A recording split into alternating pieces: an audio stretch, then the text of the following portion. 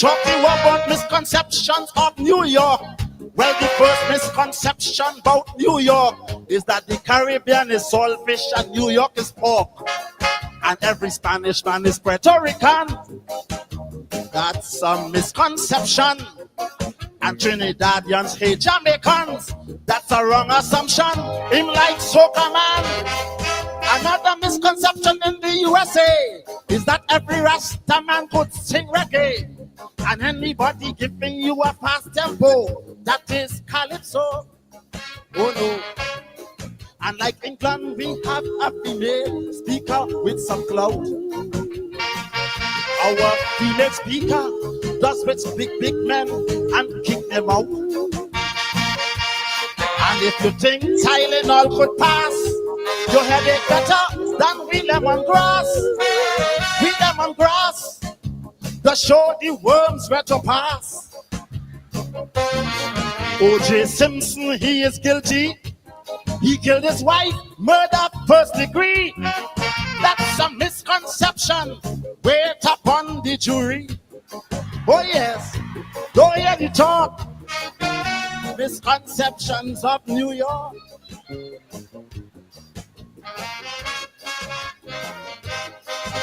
Yeah, in London, France, Boston, Canada, there are many misconceptions out there. All you just hear, that affair, I'm from Trinidad and Tobago, brother. We are not a part of Jamaica. Though we sing reggae, that's in we culture. It's pan and kite, so there. You hear? So when you hear Harry Belafonte and Poindexter, that is not Kaiso, that is brandy mixed with water.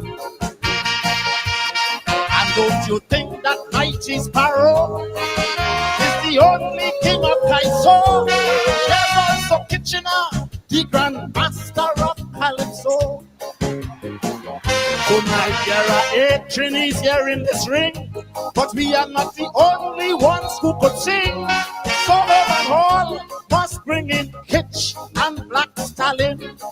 Oh yeah, so it's time you know the right things about Trinidad. I like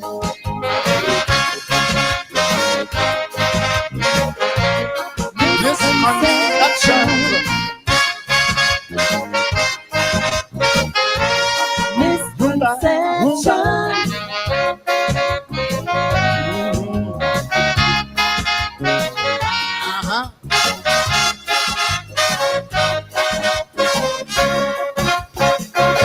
Don't worry with all them set at Trini, posing in Canada as refugee. That's a misconception they're fooling you with, so as to get citizenship. And all them criminals up in Brooklyn, it's not Trinidadians doing the killing. We don't fight, we don't fuss, and when we cuss, we just say Paul. And that's all. We go to New York to shop, not to stay. We are not Haitians, we go run away. We are not from Bosnia where men die like mice. We come from paradise. And like England, we have a female speaker with some clout. Our female speaker does watch big men and kick them out. And if you see we police marching, we'll be there against Prime Minister Manning. For carnival, them and Manning, lining and drinking. Abu Bakr staged a coup there, but Abu Bakr we no longer fear. For this year, he was in the audience sipping ginger beer. So it's time you know the right things about Trinidad. A lie.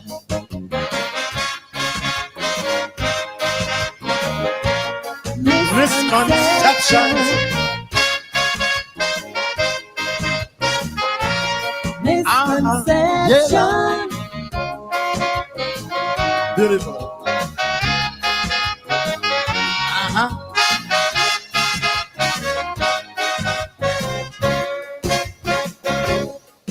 Calypsonian mighty arrow is restarted soca. Oh no, that honor belongs to Rash Shorty, a resident of TNT. And when you hear Pan on Sesame Street, it's not Bert and Ernie who beaten sweet. That steel band is the creation of our land, not Japan. We are the only country in the world, I say, where government ministers just raise the pay. And as Calypsonians launch the attack, they just pay back. And Americans say Arsenio Hall is the best comedian. But I say he can't touch the shoes of our Tommy, Joseph, and Sprang-a-Lang. And if you see on our TV a man with his neck under a lady, he's not assaulting she, he just dancing the donkey.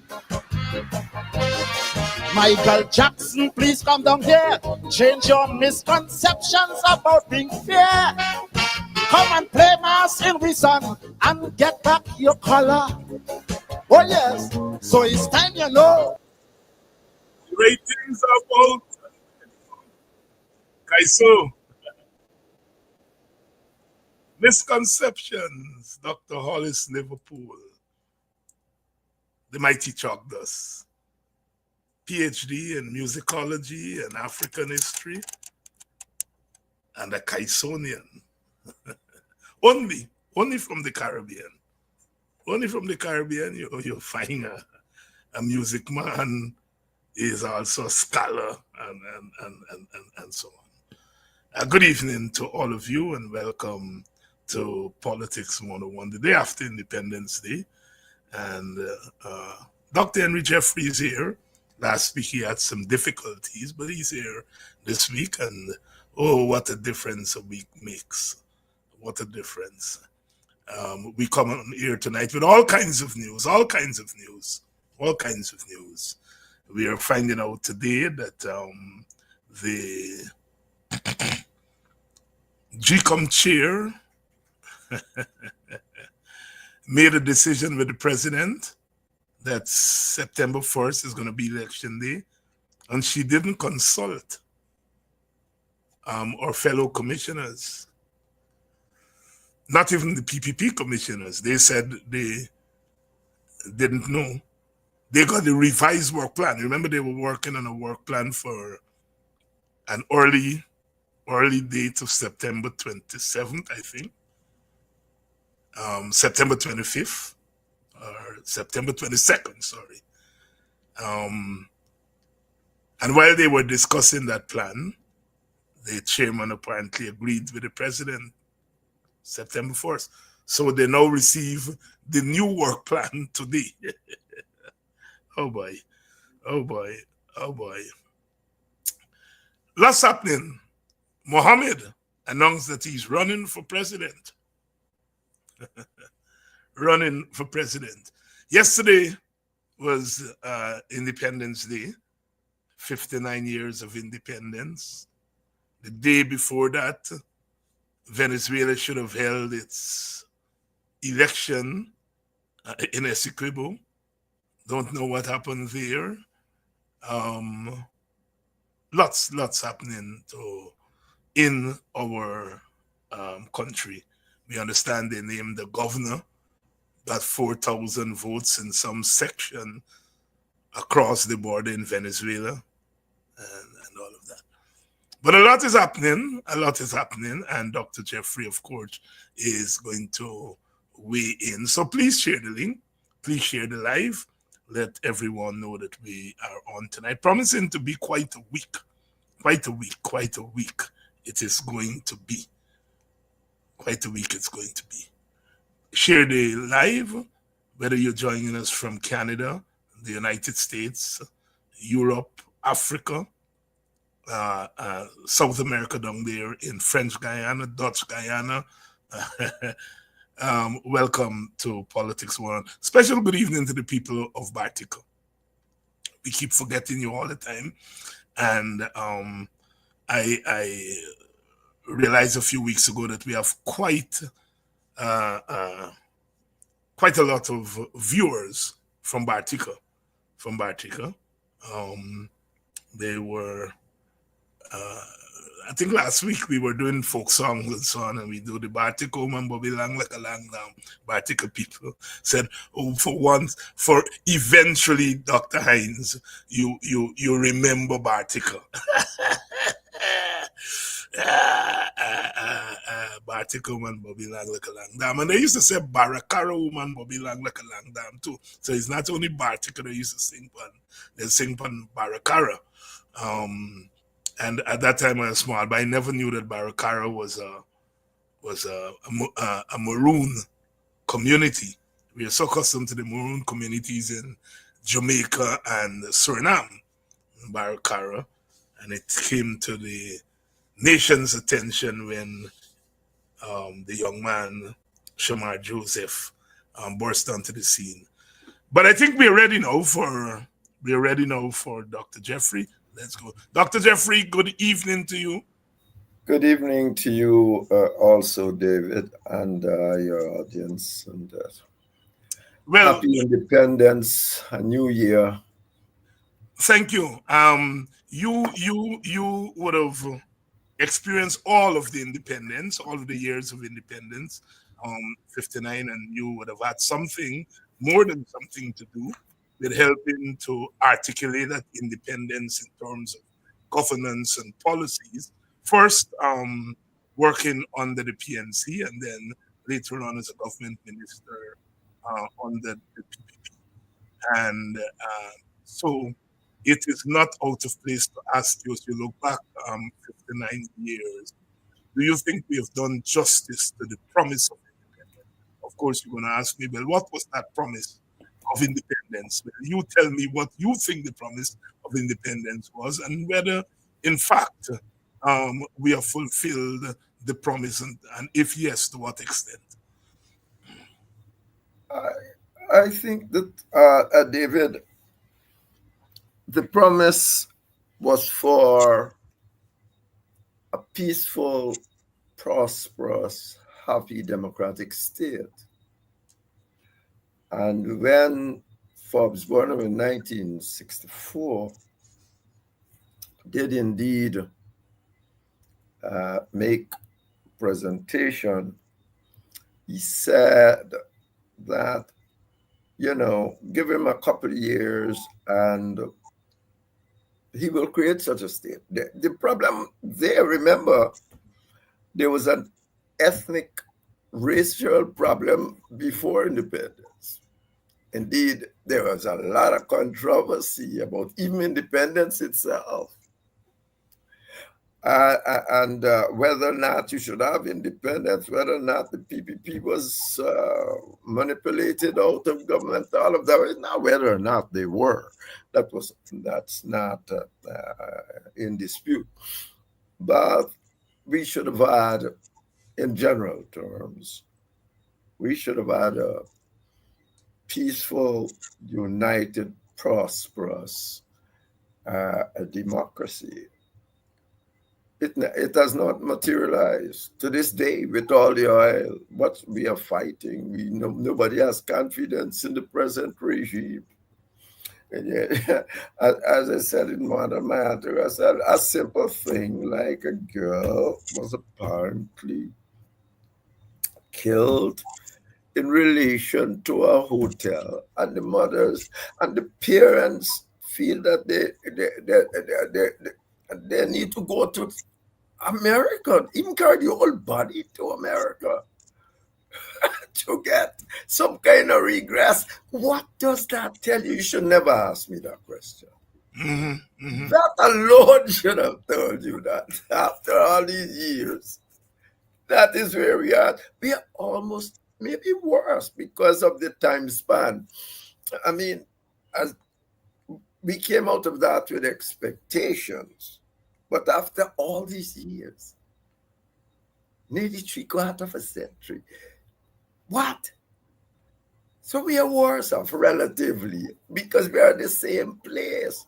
The government, and even worse, because I doubt even then they would have said, oh, I don't think that the border regime and the police gonna not do a proper invest.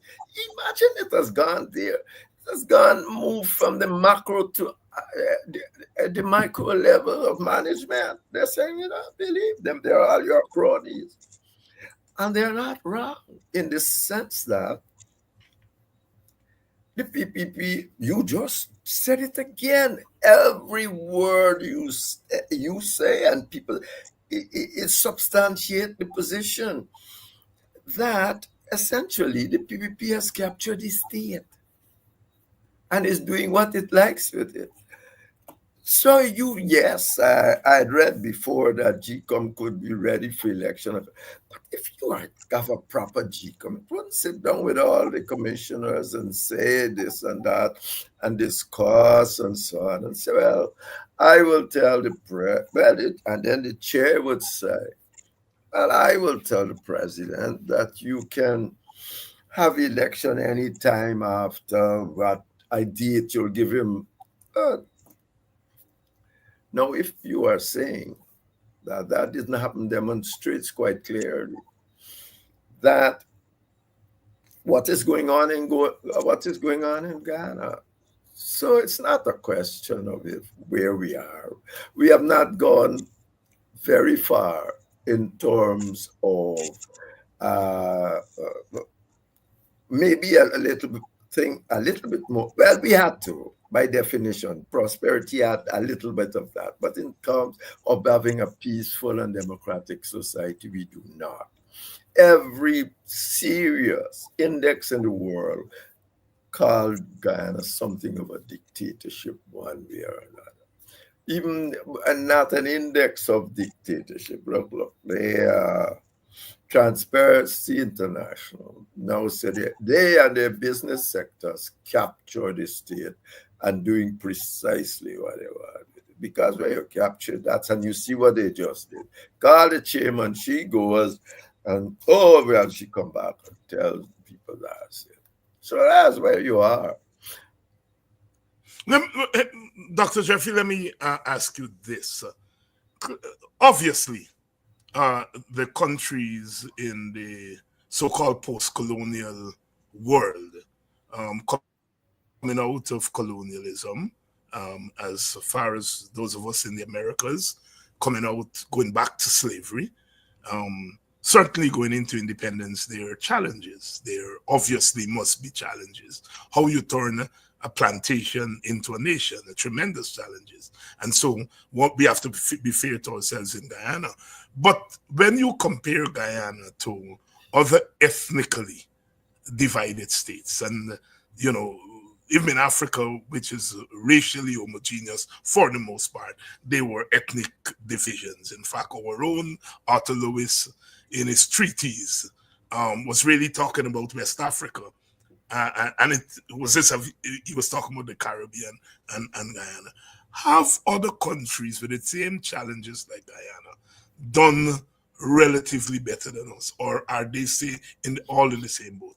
I would say that they are nearly all in the same boat because they have a conception of governments that based on the British system. And the elite are brought up in that conception. Look, it's only recently Northern Ireland fungus vote. Mm-hmm. Sri Lanka was uproar until the government go and kill up all of the people. Sinhalese. Well, what the name of the opposition group go in the area and destroy them. Malaysia, yeah, that did a bit different because very early on they recognized that essentially there is nothing wrong with people voting for their groups. The trick is to set the system up so that everybody can have a voice and have an equitable living within it. You can't just say, oh, the British system won. You can win the British system maybe with one vote. And in Britain, that might be all right because there are, 75% European, English, or whatsoever. But the point is that when you come down here, it would not work. You have to do what they did in Northern Ireland after years of murdering and killing each other. So no, look at Cyprus. You know, the Greek and Turks, they are still a bit at loggerhead, but this society is divided. It is being essentially run as two states, but the United Nations still treat them as one state. So no, and I'm saying this, and look at what the regime here tried to do recently. Here, instead of dealing with the political system, they try to now impoverish one group to force them to join their group. Imagine that. You are trying for 3 decades. That's what the PVP been doing. Trying to impoverish the other group. So you'll be in a position to, you'll have to come and support them rather than constructing a system of governance that includes all people today. Anyway, you're going to raise this issue, but I'm not going to speak to it now. But today, it doesn't matter if you want to vote racially. That's your business. Let me put it like that. Let me raise it. You can vote ethnically, but their ethnic groups have rights. Mm-hmm. United Nations give ethnic group rights. You can't. They try to destroy the ethnic groups that the PPP has been doing with every ethnic group in Guyana. Well, they have suppressed the Amerindians almost totally, but they've been trying it with typology and not giving them this. So there is where you are. The answer to your question. Yeah. No, but the places, as I say, like Malaysia and so on, that has recognized and Northern Ireland recently, that has recognized the need for structural political change, the situation has been quite different. Henry, let me read this. I'm sure you would have read it. This week's column by Ralph Ramkaran. Mm-hmm. And I'm reading it and to get your comment, partly not because I think Ralph is correct, but because I am frustrated that this kind of thing comes once a year from somebody like Ralph Ramkaran and not once a week. Let me read it. Guyana's wait for trust and confidence, which many supported in 2001, including the diplomatic community, because it had a specific time frame, namely the end of the constitution reform process, now effectively means that the PNC must behave itself before it can sniff the corridors of power. Well, no self-respecting party, which the PNC is, will succumb to what some tell their children: behave if you want a piece of chocolate.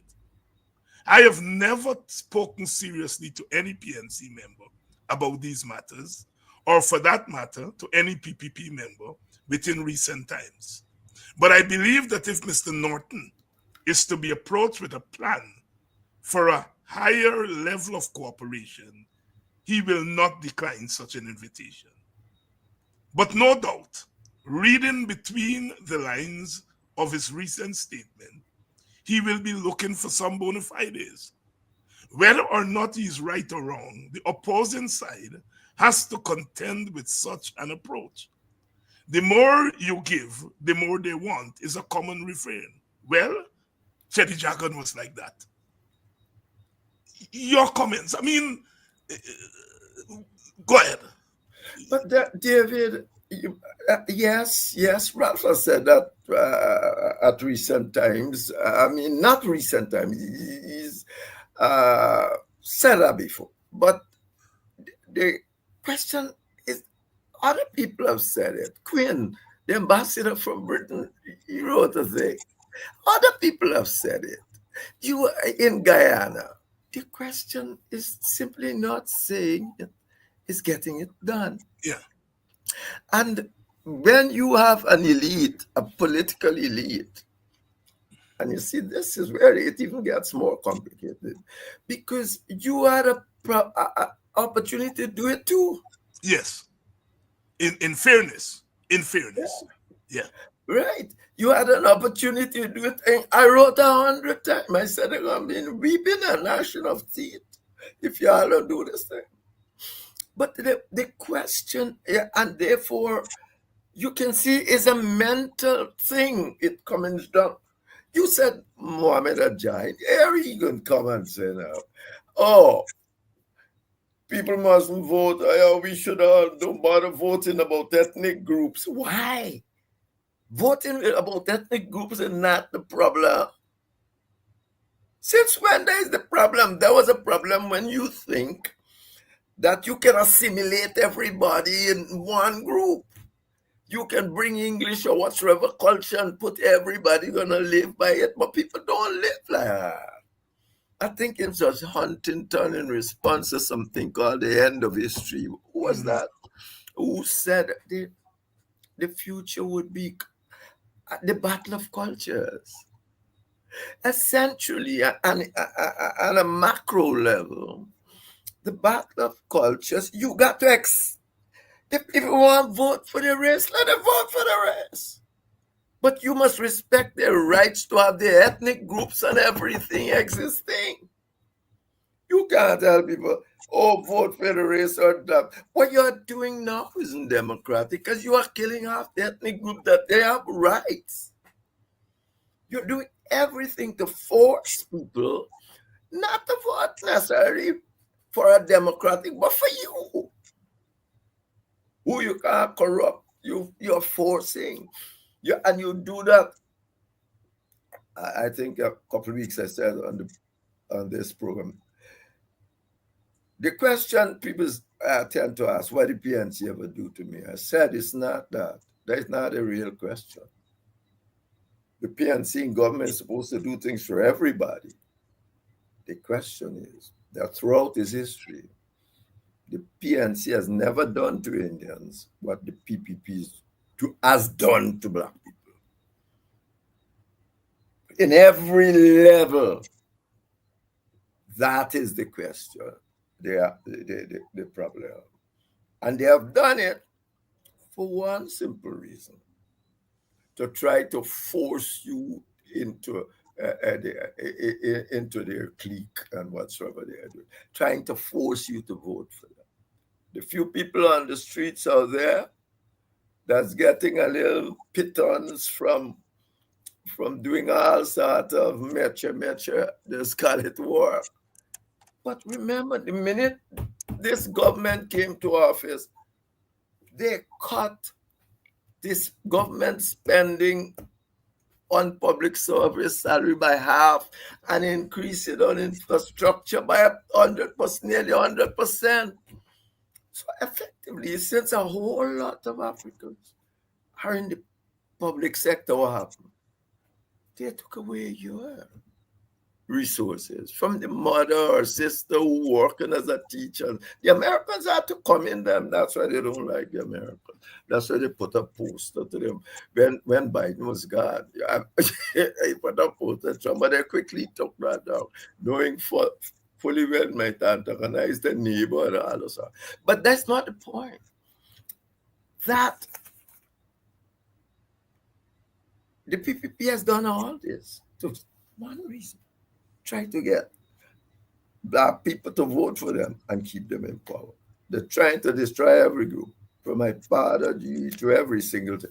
Control the trade unions, what they can't control, this the staff of funds, every single thing. They're building a stadium for athletics. Black people are more athletic than in any country you go, and they put it where they put it. Palmyra. I mean, what kind of thing is this? I mean, you got to be an idiot not to see what's going on. You got to be a total idiot. I mean, it's just terrible. I think you would be hard pressed to show me this ask what PNC do. They better show me what the PPP do. I can show what they do in the negative. All the PICs, practical instruction centers that was in them villages, disappear. Now they're saying, oh, they're going and open it like if it's something new. And now they're saying you're scrapehead because you're confused. When people say scrapehead, they don't know that. They ply you with all sorts of crazy music on independence rather than let you talk about independence celebrations and what independence means, because they can't do that. So it's going to be Kelly, and then they themselves are complaining about the lewdness of Kelly. Whether or not Kelly is lewd doesn't matter. But this is a systemic thing that they've been doing for the longest while. So then what they do? They say you're unlettered, some of them, and the other ones say you're scrapehead. Mm-hmm. And if by scrapehead I mean confused, they're around. But this 30 years of PPP rule has created that. Henry, let me ask you this, because you have been studying this thing as a scholar. You have been working in a practical way on both sides of the ethno-political divide. Burnham, obviously, in the early days of independence, had to do a dance, had to recognize that he was governing a country in which Indians had tremendous influence, tremendous power, economic sway, and so on. And so he was very careful about how he engaged the race question himself. But of course, he could do that because he had like Ascrea and so on dealing with the race problem and so on, and he walked that line there in the middle and so on. But as the situation has unfolded over the years and the PPP got back into power and was most blatant, has become more blatant about what you're calling what they've done to black people. Do you feel the old Burnham approach of not dealing directly with the discrimination against African Guyanese, do you think that approach, and I think that approach, the PNC and the AFC still generally take that approach, do you think that that approach is correct today? I think that Burnham had, remember, Burnham had a trump card. There was no way you could have removed Burnham or anybody wanted to remove Burnham because of Chedi Jaga. Yes. Cold You War. understand? Right. Chedi Jaga was a whole communist. So effectively, they might watch and sing about Burnham, but they are not going to remove Burnham because, and Burnham knew that. Burnham used to bring Chedi to the fore every time they say, well, this is the alternative. And that's why when you lot comes with Rodney, he could say there you are the other alternative. You remember what he said? The What worst WPPM mean? You are the worst possible alternative. That you are worse than Jerry. So effectively. So, but Burnham too believed, and most people in that era believed, that yes, you have to, the people should do what young Mohammed talking about today. Essentially, stop voting for your race. Well, they're not going to do it. And even if at Burnham time, it wasn't clearly understood because, it's only in the 60s that the whole idea of shared governance come to fore. Yes. Long before that, from John Stuart Mill, people thought that countries like us, divided countries, are a waste of time. They can't go anywhere. Just like we are going nowhere, they thought that this is the normal process for these places. They ain't going to go anywhere because that one's going to vote for this one, one's going to vote for the other one. The only way, and it's in the 60s, late 50s, 60s, that this thing developed about shared governance. Arthur Lewis is said to, Arthur Lewis, as a matter of fact, Caribbean, is put down as the father of shared government for that same thing he did in West Africa, for that very same thing. So, yeah, and it has proliferated on almost everything. And today, of course, you have ethnic groups have rights. They have to have a voice. They have to have all of that. So what Ghana is doing is even breaking all UN rules. And effectively, if you're going to an election that is just to maybe operate as a selection, not going to a democratic election, so to speak. Where you're going is to choose the next autocratic government of one side or another, because the other side ain't got no say in anything. They would have to transform the system if they win. It's an autocratic government. They don't care. They don't mind being called autocrat. Maduro look like he cares. He's being called autocrat. But Putin look like he cares. He's called an autocrat. These people don't care. You get into power and you stay there by any means possible. And that is the root of what's happening here today. What the current approach of the PNC and the AFC in particular? Yes, sorry. Right. Yes, of that was what I mean. not dealing with the racial discrimination against because, yeah. Because they are incapable, it seems to me, to say to Indians, as the ANC said to the whites and others, we have a struggle going on for our basic rights. We understand that you two are discriminated, not the whites, but the other are discriminated in some way also. But listen, we're going to have to take some radical steps to do this. If you can't join us, don't. Don't.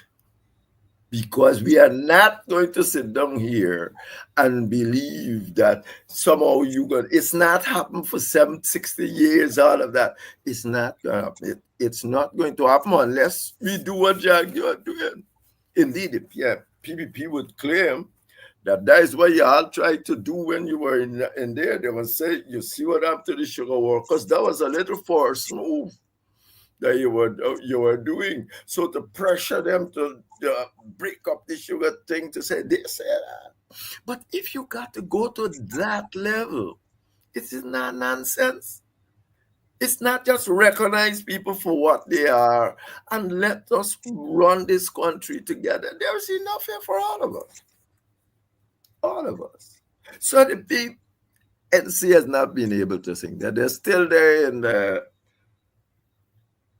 assimilationist mode. Just like young Rahman come up and says, It's the same thing. Oh, Indians ain't gonna vote. Indians ain't voting for you anyways. And he ain't getting either, no, any young Rahman getting no Indian vote. The Indian vote is more solid in Guyana than the African vote, and that is where he might get some of. And the Indian villages are locked down too. They're better organized because remember, that's all they had to exist on for 30 years of Burnham rule. They had to pump up the people about anti-Burnham, anti-thing, and it all always boiled down to ethnicity. Jenna J going to stand up and say, don't split the votes every election. What do you think she means by that? So effectively, that's where we are. And until the PNC and them can start understanding that the rights of African people is not to fight for the rights of African people in a legitimate way, is not to deny the rights of any other people. Mm-hmm. It's to call on those in those communities that are serious to stand and let's fight together. And the whites, many whites in South Africa went with the ANC. Many Indians in South Africa, not the whole, substantially all them, but they went. But you got to put your struggle ahead of something, I don't know what, dreamy idea that you're going to get this substantial vote. You are not going to get it. You are not going to get it, as many of you know, or most of you know. I have come to that conclusion. And it has nothing to do with my lack of respect for Indian people, but it's where the politics are at the moment, and we risk really pushing Guyana to the Northern Ireland thing. So many hundreds and thousands died in Northern Ireland before they come. I would not like to see our country go down that. Henry, when you were here 3 weeks ago, it was just after the blow up, the week after the blow up, when the body of that young child was fished out of the pool in that hotel. 3 weeks on, there is no solution to what may appear to be a simple, straightforward case. Now the body, as you have pointed out, has been shipped to America. Are you surprised that what would under normal circumstances be a routine thing has really reached the level that it has reached? Well, yes, to be truthful, I can see, you see, the police made, the police, I don't think Indian or Africa or nobody got any faith in the police hierarchy. And it's over, not just this year, It's over how everything has been happening in the police force, how they're being appointed by that. It's not, I'm not saying it, it's there for people to say. There's no confidence, no faith in the police system. And then this police officer come and said a girl gone with somebody in a car. Now, I said, I'm trying to rationalize it away from him in the sense that I'm saying maybe he said that because the crowd wanted to go in.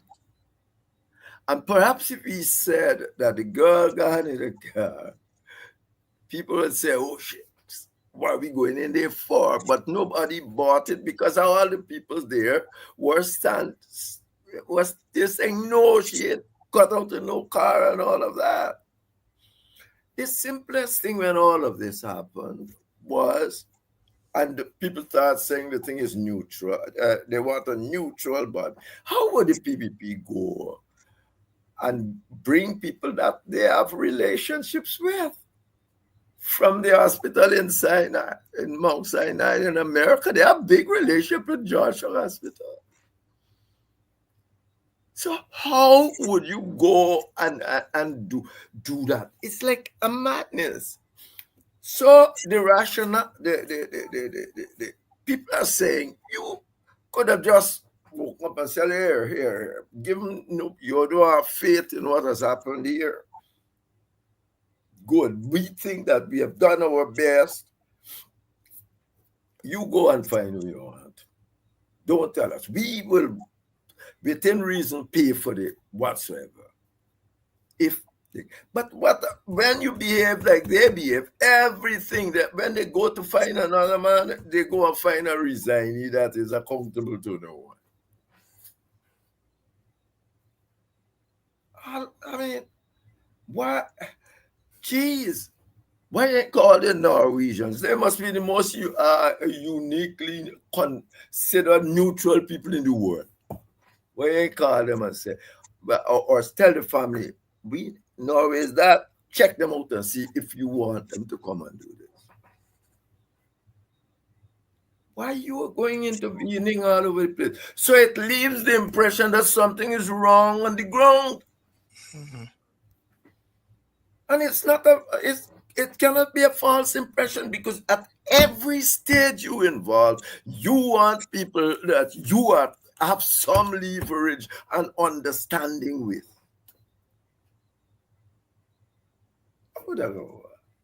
I mean, why? It can't be stupidity. You're this scrapehead stupid. All you have to do was say, look, all you talk to you want and get.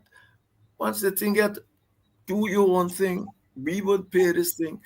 But the minute you don't do that, and then you can send me some stupid, you can create precedent. Those things don't happen every day. So wait, like the plan is going to happen every day to set for some sort of precedent.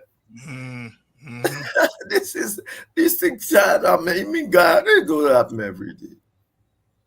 But that is, and so people should have that right. What president? One every 10 years? Yeah, do it.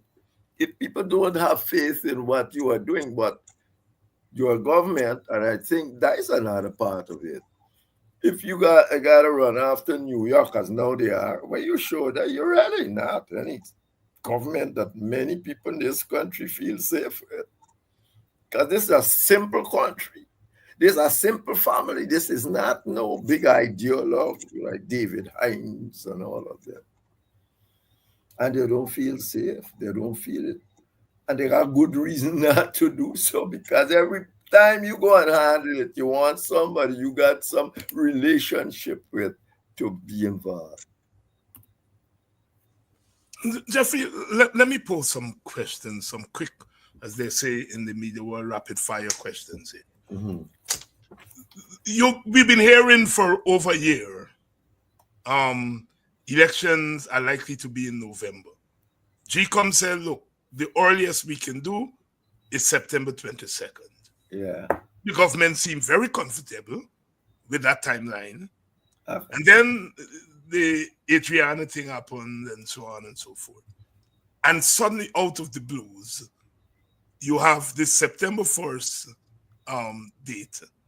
And as it turned out, it's a date that worked out between the president and the chair of the Yeah. commission. So there are Yeah. two issues there. Yeah. One is that clearly the PPP changed their game plan.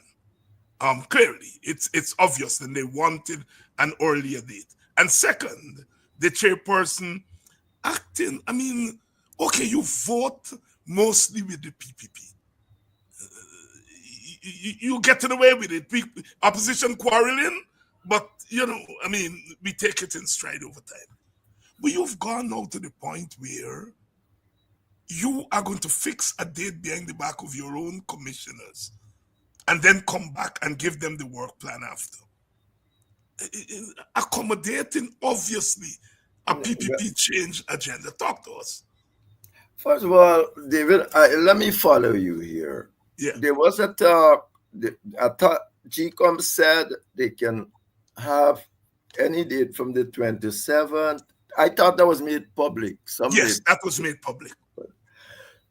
Well, if they had said made that public, they must have discussed it at GECOM.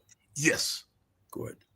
So if the lady goes and she ain't gonna make any date. She just give him the date.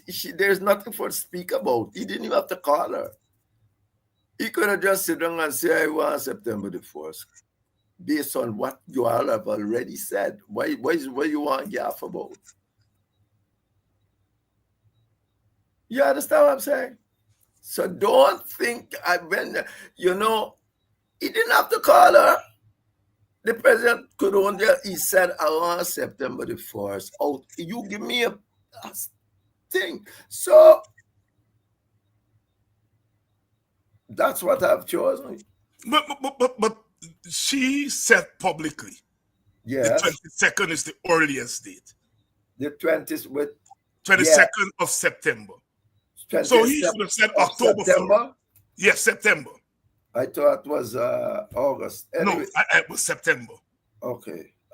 So you're right. I mean, she didn't have to call him. He could have said October 1st. Yes.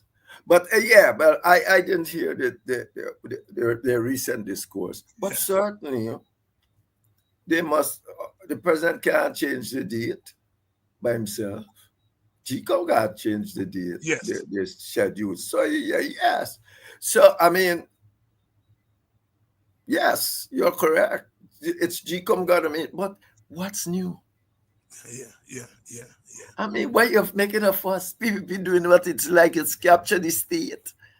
It's what Transparency International said it. They have captured the state. They are going to just want the election as something they're going to put them back in government. They don't care if it's democratic or autocratic. They don't care. Jeffrey, let me stay. You were in government. Yeah. So you know some of these things work. If you watch and see, the police say this child, they tell a lie about this child. The people figure the government is covering up. Yeah. They literally closed down the country in one night. Yeah. Why are you risking antagonizing them further? Because I want to stay in power. Ask Maduro why he doing what he do. He went to election and he may lose here coming out. Ask Putin. He's there doing all these things. Simple as that. I want to stay in power. I don't care anything about democracy. That is out the window. They're gone for many reasons. They're gone long before we were saying you're suppressing groups, you're financing of election, all that gone. Democracy gone. I am going to run an autocratic state, an electoral autocratic state that's on the way down to becoming a real autocracy. I don't care. I don't have to bother anymore. I'm not bothering with these finesses. And therefore, you end up where we are. I have to agree. but it's still bothers to me. Oh, you got, but it's nothing to. It is what they don't care. They don't care. I'm not talking to you until you say that I didn't, that I wouldn't rig an election. What? Every government and thing that people can't say to one another, you rig, and rig. But nobody has ever said, Barnum, that's a Barnum rig election. Barnum, you stop telling Jake and all they have been talking about it, Parliament and everything. But they don't care. Jeffrey, look. on the weekend, GHK Lal, a few days ago, wrote this column floating the idea of Carl Greenwich being a consensus candidate. I can tell you that I have received no less than 6 calls from opinion shapers asking my view on it. Will I support it, etc., etc. Is this at the 11th hour still a continuation of wanting to this away from Norton?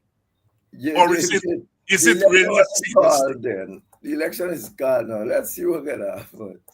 The truth is that this, the democratic mindset is a mindset you got to get, Mm-hmm. Half of these, well, more than half, 90% of them never even live in a democracy. They live under Barnum autocracy, and then for about a couple of years under GECOM, which was just trying to hold on to power, they live under another autocracy.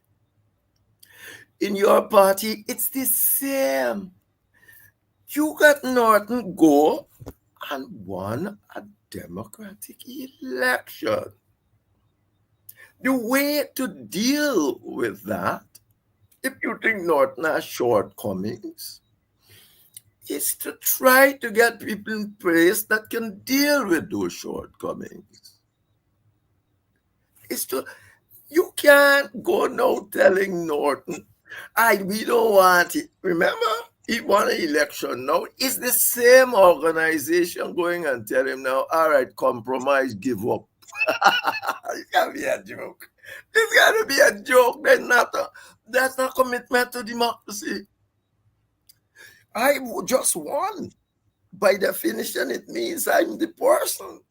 Now you are saying, hey, you are not suited. Who determined who is suited? I've never heard a good argument to tell me why Norton isn't suited. Never. It's all sort of subjectivisms all over the place with this, that, Bamba Mali, and look the part and all sort of nonsense.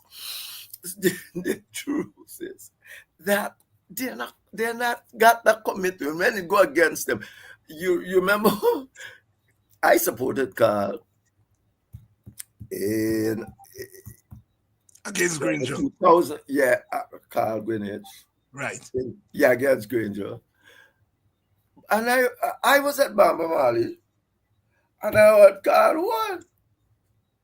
My people called me and said, Jeff, Carl won. Next day, just the table to overthrow.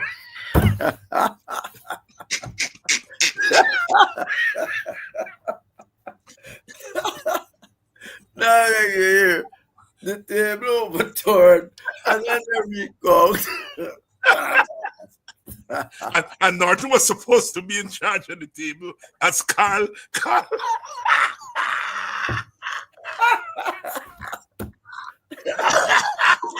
As Carl and Amna was in full play. And Amna was in full play. So, politics is nice in Ghana from us. Carlos, all right. Carlos. Okay, we know Carlos, but we asked that thing that now so Carl become president. So, no, they want Carl. Oh, shucks. What's happening here? Go on. I think you're not seeing me. I hope you're I'm seeing you. You're fine. All right, good. So now they want Carl to effectively do to Norton what they did to him. We've lost. We have lost Dr. Jeffrey there. He's going to come back. He's going to come back. Very interestingly, we're talking there about the Carl Greenwich um, uh, Brigadier Granger race back in 2010, I think it was, that was narrowly won by Granger. Many people thought that Carl Greenwich had won. And very interestingly, but some of you may have seen the article by GHK Lal in which he's saying, look, if Hughes and Norton can't agree, why not have Carl Greenwich as a consensus candidate? And it's a fair suggestion. I don't think GHK Lal is being malicious. I think he is really bemoaning the fact that the two of them can't agree, regardless of who may be blamed. The two of them can't agree. And he said, well, why not Carl? As I said, I got several calls over the weekend in my capacity as a co-leader of the WPA to say where I stand on the issue. And my position is that I don't have a problem with Carl Greenwich if he is legitimately agreed on as the candidate. What I do have a problem with is if Carl is now belatedly being used to do what the others have not been able to do, which is to take away the thing from Norton. That is my problem. If Norton says, I'm gonna support Carl, and Nigel and the AFC said they will support Carl, we don't have a problem with supporting Carl. We don't. We think that Carl is, like all of them, quite qualified. But as I said to everyone that I've spoken to, that if the attempt is to use Carl to wrench this thing away from Norton at this 11th hour, I will have some problems with that. So it's interesting to see where things are. The coming weeks are going to be very crucial. The election date, unless something dramatic happens, the election date is going to be September 1st. And so we have about 3 months to put things together. I still am of the view that a grand coalition, including the AFC, the PNC, WPA, and others, is the best way to go. I heard a PPP man say last night that the African Guyanese vote is premium, and that is why the PPP going after it. The same man is roasting me for urging the opposition to go after African Guyanese vote. Premium. They're saying it's premium. No, I know African Guyanese vote is premium. I know the land. And I know that's why. So the PPP wants to go after African Guyanese vote because it's premium. And here's why African Guyanese vote is premium. If the census is showing Indian Guyanese at 34%, and it's showing African Guyanese at 29%, and it's showing mixed people at 25%, we know that 3/4 of the mixed people is really black people in terms of their political behavior.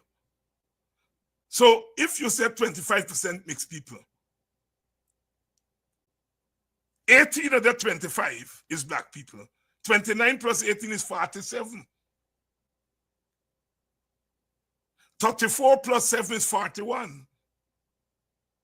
It means that there are more quote-unquote black people in the population. No, I didn't have to go to university to figure that out.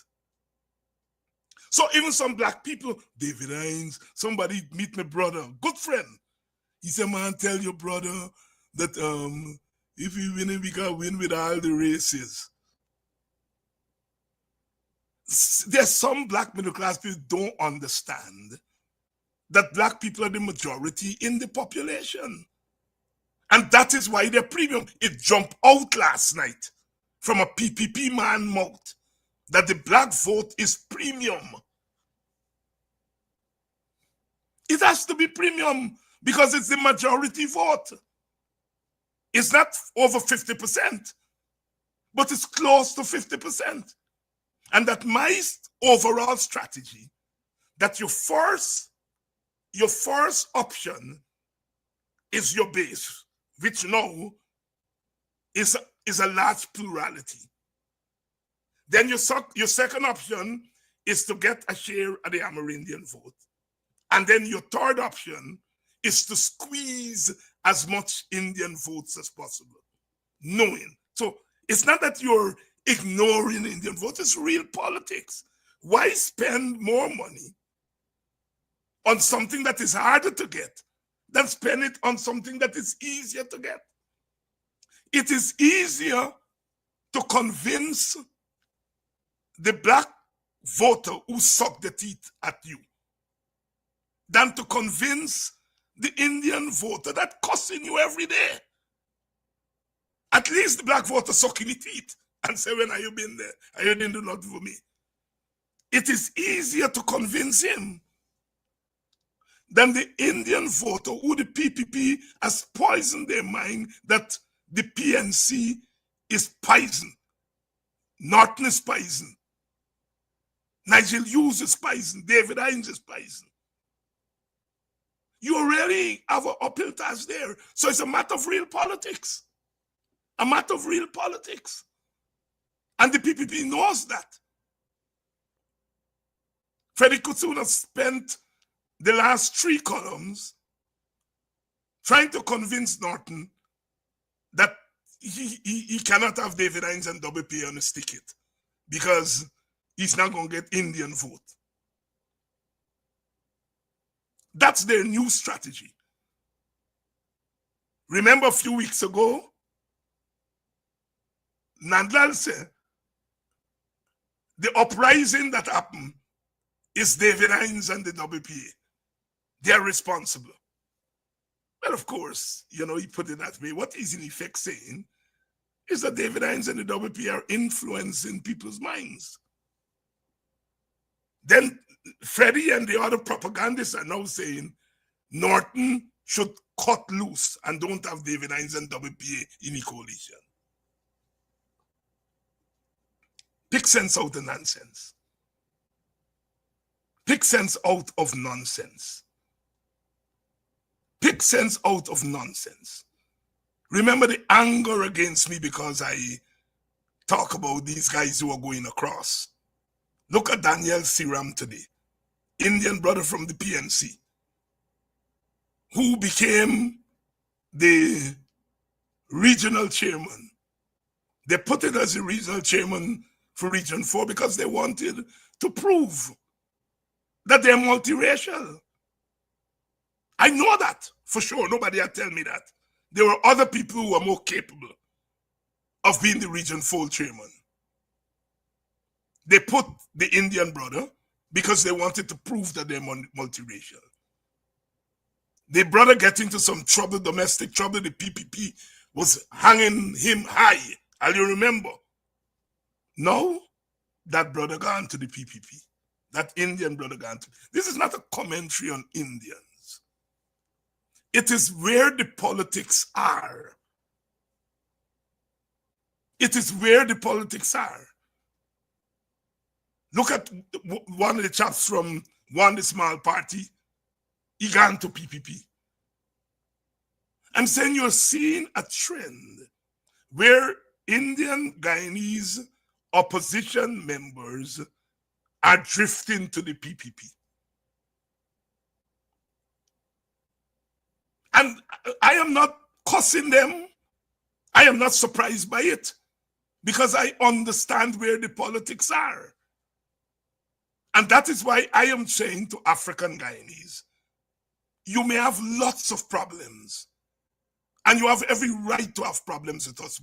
It was problematic when we were there for the 5 years. as far as the way we dealt with African Guyanese issues. But to go to the PPP is really to jump from the frying pan into a big fire. And that is what I've been spending the last 5 years doing. I've been called racist and all kinds of things. Now even the PPP is admitting that the African Guyanese vote is premium. We worked that out in the WPA 5 years ago. It is not that we are saying that Indian votes are not important. Indian votes are important, but it's the hardest vote for a coalition on the opposition side. It's the hardest vote. I think the Indians who are going to vote for an opposition coalition have made up their minds already. And nothing you do now can convince those who are going the other way. And so, where the PPP is beating us, I think it's on the race question. Because our side still has not worked out clearly the race question. You make sacrifices today because you have to win an election.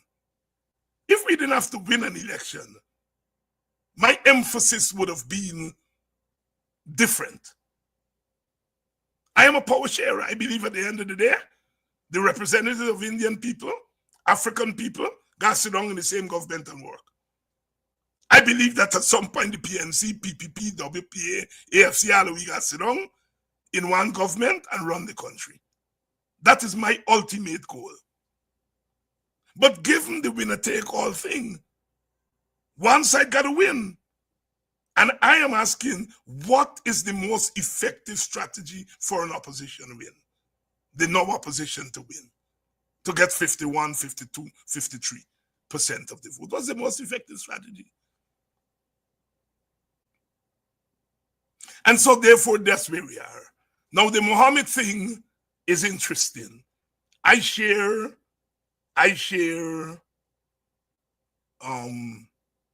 the general view. There's going to be a ding-dong battle between Mohammed and the PPP. I'm saying that in me business. That's not my business. Let them battle it out. They were comrades. The PPP made Mohammed. Let them battle it out. Mohammed may get some Indian votes. We don't know. Mohammed may get some Indian votes. He may not. But I'm saying that's not our business. Let them battle it out. We got our own battle. The battle between the AFC and the PNC. Let me work out that battle. Let me work that battle out. It's a battle between the old middle class and the new middle class. Black middle class. The battle between Mohammed and the PPP is the same battle. The battle between the Indian political class and the new Indian economic class, money class. Mohammed represents this new Indian class that the PPP give contracts and give this and give that, and they've now become super stinking rich. And they're now clashing with the people who make them. So it's the political class, the Indian political class, and the Indian economic class. That's the clash between Mohammed and the PPP. Let them work it out. We black people, we have our own clash between the old middle class, represented by Nigel Hughes and the AFC, and the new black middle class, represented by Norton. Let we work out our differences. Let them people work out the differences and see where it goes. Let them work it out. Sometimes black people think we are too cute.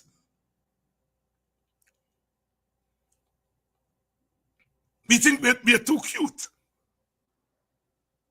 The most Mohammed can do is get some seats. He's not going to become president. Yeah, some black people jumping up. He's not going to become president. So we on the opposition side got to work out our own differences. And of course, AUC, Jarvis, I think Mohammed is more likely to take some black votes. I'm not burying my head in the sand. I would not like that to happen. I would not like that to happen. Because if he takes black votes, he's weakening our ability to win. And at some point, we have to talk to black people and say that to them. That this battle is not just a battle between parties, it's a battle between races. And ideally, when the races done battle, we should all sit down in a government and run the country together. But that's not the system. One race gonna win and run the country. And so therefore, why we must not look after our racial interests while others are looking after their racial interests. The PPP is looking after its own racial interests. Amerindians are more and more doing that. Schumann come from nowhere. He used to fly plane in Canada. He come from nowhere. And he get 2,000-3,000 Amerindian votes. He get a vote, he serve in parliament, he support the PPP, go back and fly plane. Elections come, he come back again. And he gonna get Amerindian votes. And Amerindians have a right to vote for their fellow Amerindians. Because Indians are voting for Indians. And Africans generally are voting for Africans. But some Africans are into this thing. Look, I'm gonna vex with the coalition. If the coalition wins, and if it wins, it will win with the majority of African votes. But if having won with African votes, it then proceed just to govern for Africans, I will be against that. And so we have to make a differentiation between racial unity as input and racial unity as outcome or output. You're not going to win with any multiracial vote. The PPP knows that. And that is why the PPP beat is biting. Because Indians do not have a plurality, a big plurality anymore. When you take the Indian, if all of those 34% vote for PPP, they got another 6 or 7% Amerindian, another 3 or 4% mix. They still can't win with that. So our African vote become a premium. And we have to find a way to get African people to go out there and vote. And we have to convince them that you're voting not just for a party or a coalition of parties. You are voting for African self-respect.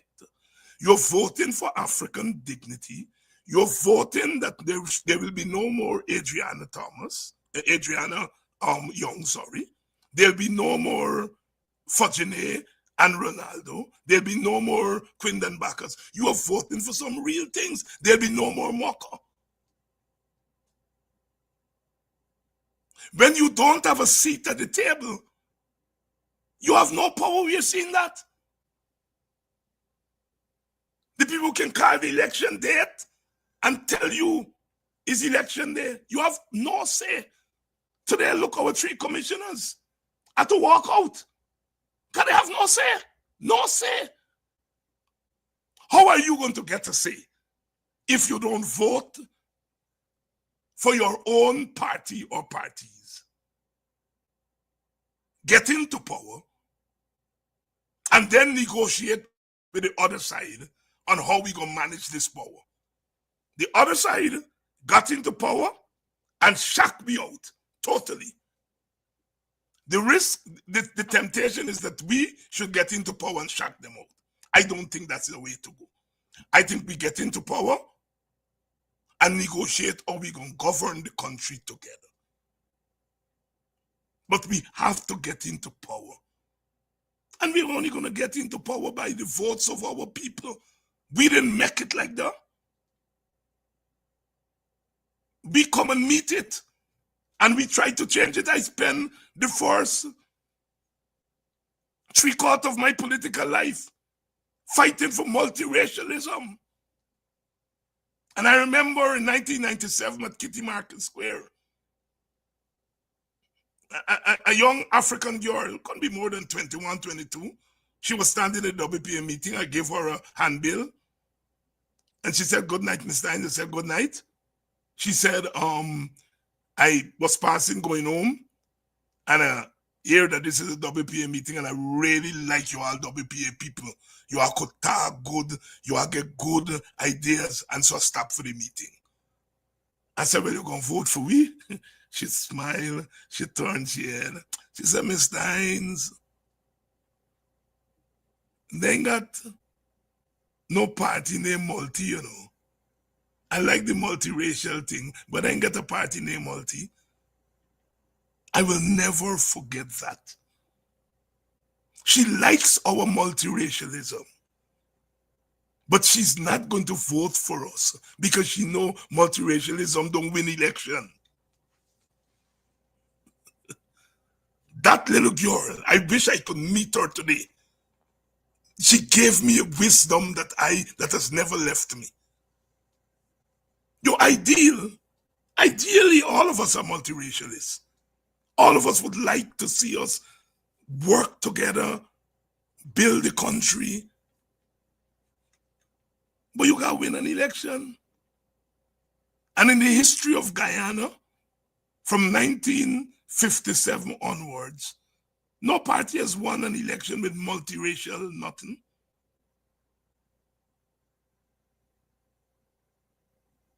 The coalition won in 2015 with a decisive, small portion of the Indian votes.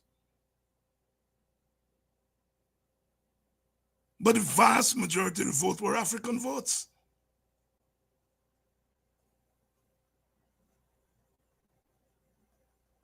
So we have to educate ourselves and understand that sentiments will get us nowhere. Yes, they're going to call us racist. They're going to call I have gotten used to that now. But as Dr. Jeffrey says, we have to be frank and say to Indian people, we understand why you all are taking the positions you all take. It's not an irrational position. It's a very rational position. We rather go with we Jumbie than you all Jumbie. That's quite rational. But when we are doing the same thing, don't call us racist. Don't. I do not think Indians are racist because they vote PPP. No, I don't think so. I do not think so.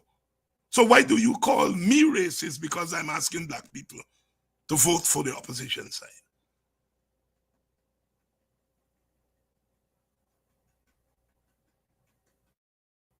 So, sisters and brothers, there we are.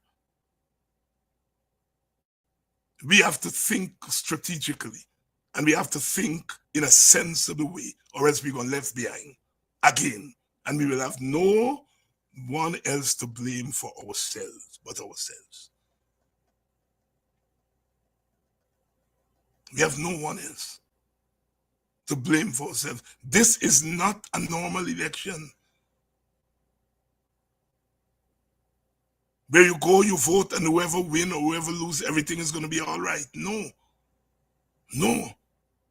This really is, this election is about African Guyanese. Frankly speaking, Indian Guyanese feel that they're okay. Amerindian Guyanese are outside of the process in many ways.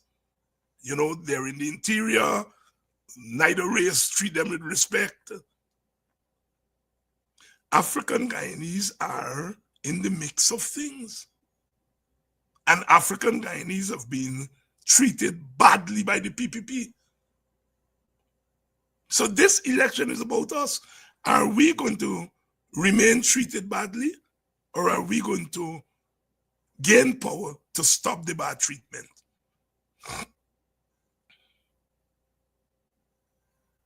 People call me all the time, those who don't like Norton, and say, David, you know, Norton is not electable. And I say, well, tell me why he's not electable. And they can't give me any sensible reason.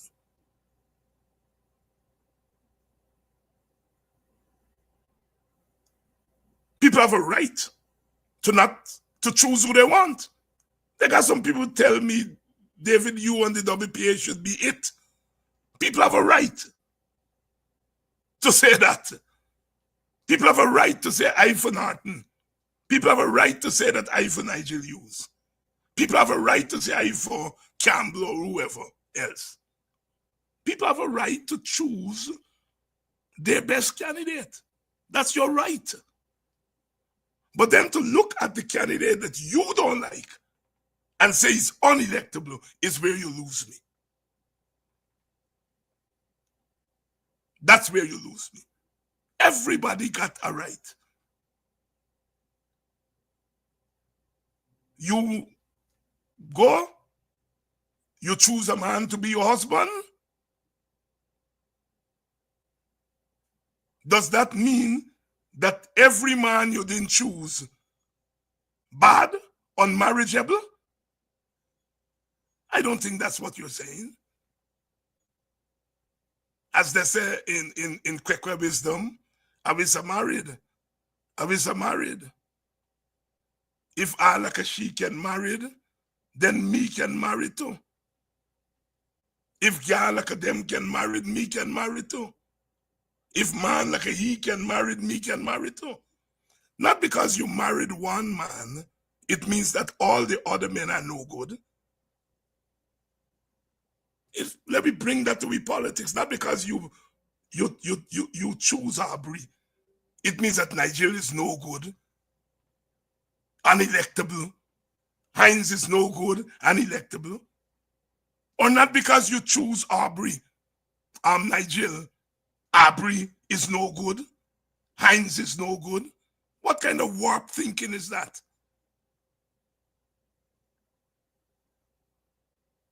What kind of warped thinking is that?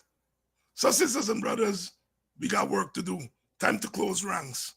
Time to close ranks. Dr. Hines algebra is my favorite subject, having said that APNU won by a small amount of crossover.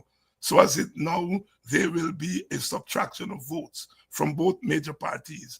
What will be the new outcome? Bring out more of your own votes, you see. In the last 3 elections, African turnout was between 72 and 77%.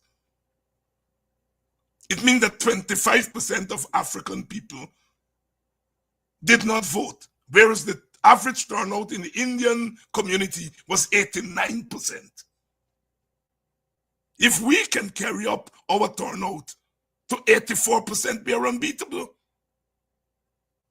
The key, as the PPP is saying, is that African vote is premium. And the key is to bring them out.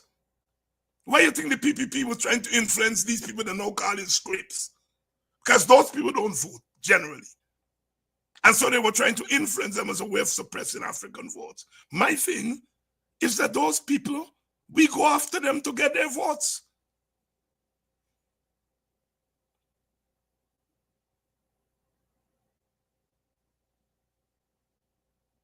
We go after them to get their votes. Crossover votes come once in a lifetime. You look at all the elections. 2011, 2015, we got 2011 more than 2015. We got some crossover votes. That's it. And no other election in our history has crossover votes made the difference. I'm not asking, I'm telling you all you see. Crossover vote is once in 10 lifetime. So if you base your algebra on that, you're in trouble. You're basing your chances of victory on something that happens once in a lifetime. In 2006, African left the PNC. Where did they go? To the AFC under Trotman.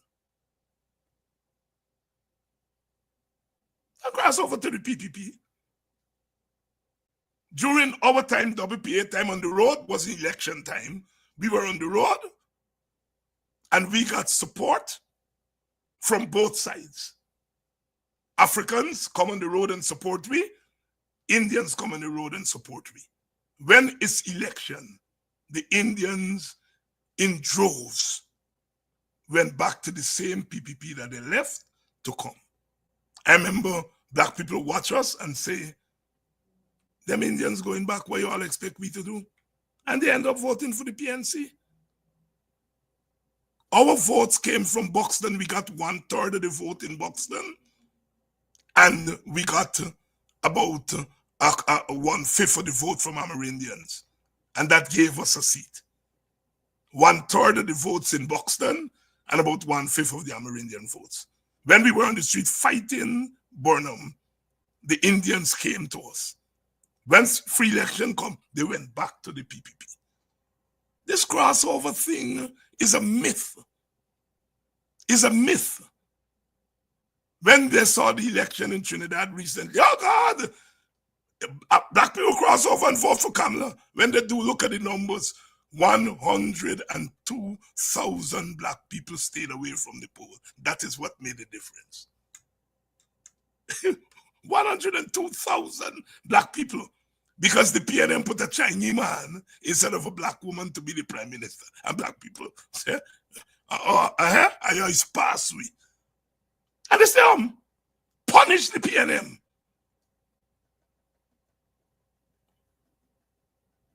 Punish the PNM. So it's not no crossover happening in Trinidad. But the Indian commentators would have us believe that. Not me. So, sisters and brothers, we got to start thinking very seriously. I want to thank those of you all who have shown your all support behind the WPA. I want to thank. And as I said over and over again, we are not going to take your support and go to the PPP. That support is going into a coalition, an opposition coalition. You have every right to identify which coalition party you are supporting. But we then pool our votes together and get rid of the danger. The PPP in government is a great danger. We have to first get them out of government before we can put some sanity in their heads.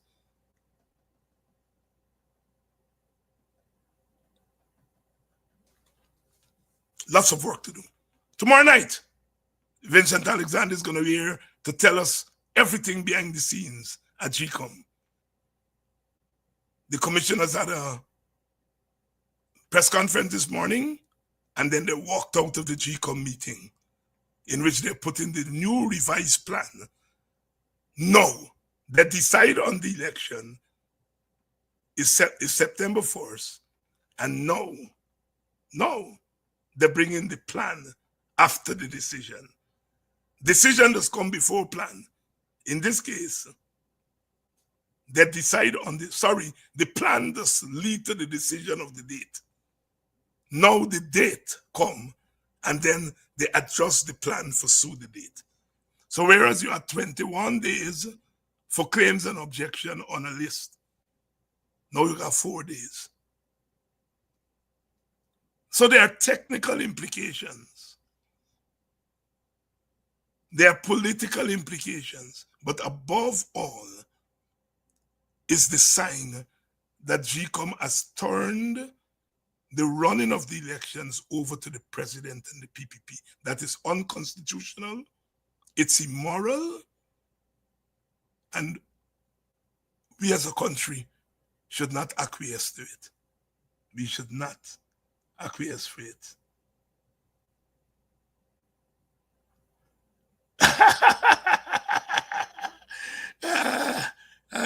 Yes, John. Black women got it right again, Dr. Hines. Looking for 6, 7, and 8. Yeah. The most reliable of our voting blocks are black women. In the United States, there are 2 reliable voting blocks: old white people and black women. Old white people, of course, vote Republican. Black women vote Democrat. In Guyana, the most reliable voting bloc on our side is black women. Black women. I read the comments on Facebook, and they tend to be much more pragmatic and much more conscious than our men folk. I'm not putting down men, but we men, we tend to be too cute sometimes in our analysis. We want everything to be perfect.